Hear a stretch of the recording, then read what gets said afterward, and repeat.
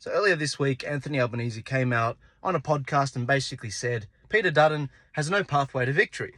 Now, this is not something that's surprising for me to hear, but Ben Fordham on 2GB hugely disagreed. He was making the point that if you look at the polls, they're vastly favouring Peter Dutton.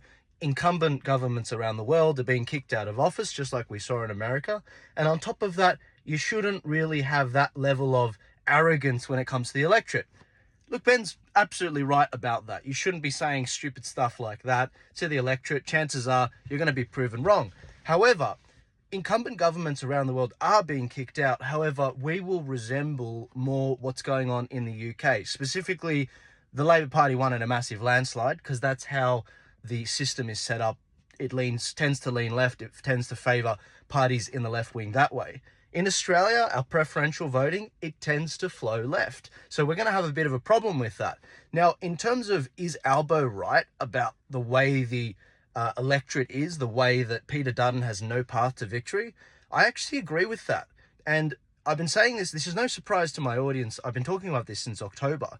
The actual seats that the Liberal Party are targeting and other third-party campaigners are targeting for the Liberal Party are the wrong seats. They're still trying to win back these teal seats, these green seats. And anyone that has a hold of my map that has the referendum results on it, as well as the last election results, can see that these teal seats are not winnable back. Unless you go so far left with your policies that they might consider you, they're just so far left. And if you're going to go that far, a Liberal victory means nothing anyway. So Peter Dutton, yeah, he is targeting the wrong seats. He should be looking in the western suburbs of Sydney, of Melbourne. He should be going more right-wing with his policies, not left-wing, to sort of appeal to these people. He's doing a few good things. I mean, the Department of Government Efficiency with Jacinta Price, Senator Price, that's a great thing. I'll believe it if I see it with regards to fiscal responsibility. But when it comes to getting out of the Paris Accords, when it comes to leaving the World Health Organization, he's not Trump. He's not doing what Trump's doing. You know, around the world, we're seeing Kenya, we're seeing Italy, we're seeing the UK's Reform Party with Nigel Farage. They're all leaving the WHO, but Peter Dutton, he's like, nope, there's been no changes in that policy. We're still signed up to the climate agenda with Paris. We're still signed up to the WHO with regards to health regulations and them having power of Australia. And so this is the sort of stuff where we've got to be super sober about this. Peter Dutton is not going far enough. He can go on as many establishment podcasts as he wants. He can go on as many TV shows on the mainstream media, the corporate media. But in actuality, he's not actually listening to the solid people of this country, the MAGA people, that voted no to the referendum, because he's targeting the left-wing seats. And it's not shocking, guys. If you look at all these seats, if you look at all these seats in inner Sydney, in North Sydney, if you look at them in Melbourne, seats like Kooyong and Menzies, these specific areas are areas that voted 60% yes, in a nation that voted 60% no. So he really is targeting the wrong seats. I know a ton of seats. The Liberals, on top of that, they haven't even selected their candidates in these areas. I mean, there's at least 3 in Victoria, and there's at least another 2 to 3 in Sydney that are critical for the Liberals to win in order to form government. And so, yeah, I don't see how Peter Dutton gets to 76 seats. He needs to win 20 seats to get the Liberals from where they're at to where they're going to be. Now, in talking about Ben Fordham's segment as well, Ben made the point that we're seeing the polls shift a certain way against Anthony Albanese. And he's like, well, absolutely. If you assess it as an aggregate with only 2 options, Labor and Liberal, and don't forget, a third of people aren't voting Labor or Liberal, yeah, you will see that the Liberals, the coalition, are ahead. But that is mainly in rural seats that the Liberals and the Nationals already hold. They have to find 20 more seats on top of that in order to form government. And if they fall short, they have to form government with some of these crossbenchers, these teals that they won't win back, and these greens that they won't win back. And so I don't know what to tell you guys, but Anthony Albanese is actually right on this.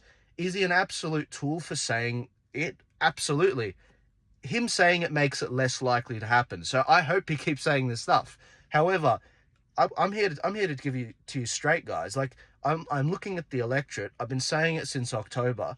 The Liberals are targeting the wrong seats. They're not pre-selecting their candidates, despite federal interventions by Peter Dutton into New South Wales.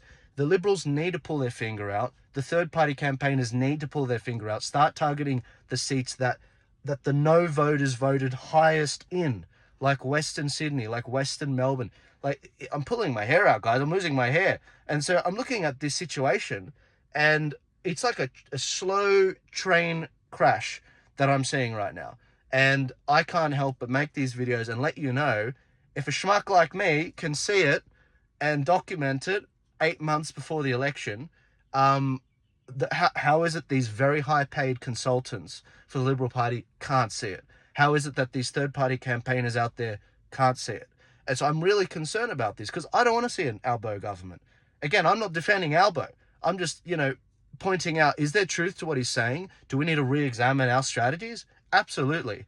If people are hoping to see the MAGA wave that we saw in the US, let me put it to you this way. You know the battleground states in America, like Arizona, Wisconsin, these specific seats, these 7 states that they have, in Australia, we have our version of those seats, except the Liberals aren't fighting in the right swing seats. They're fighting in safe seats. It's like they're trying to win California when California's been voting, Democrat since like Reagan, and that's what's happening in Australia. The Liberals are focusing on the wrong seats.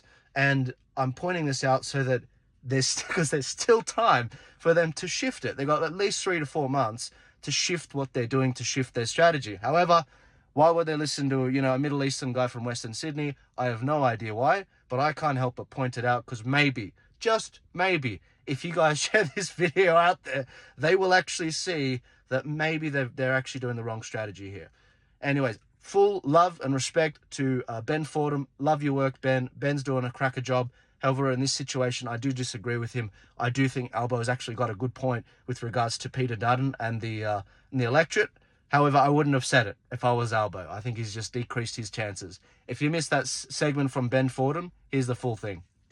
Well, it's the comment that may come back to bite Anthony Albanese. The Prime Minister has declared that he can't see any path for Peter Dutton to win the next election. Now, if I was Albo, I'd be keeping my mouth shut at the moment, and I wouldn't be providing any extra incentive to my rival. And when you tell someone they can't win, there's a chance that you're just loading more logs on the fire that burns inside them. Here's Anthony Albanese on the Squiz podcast. I can't see any path.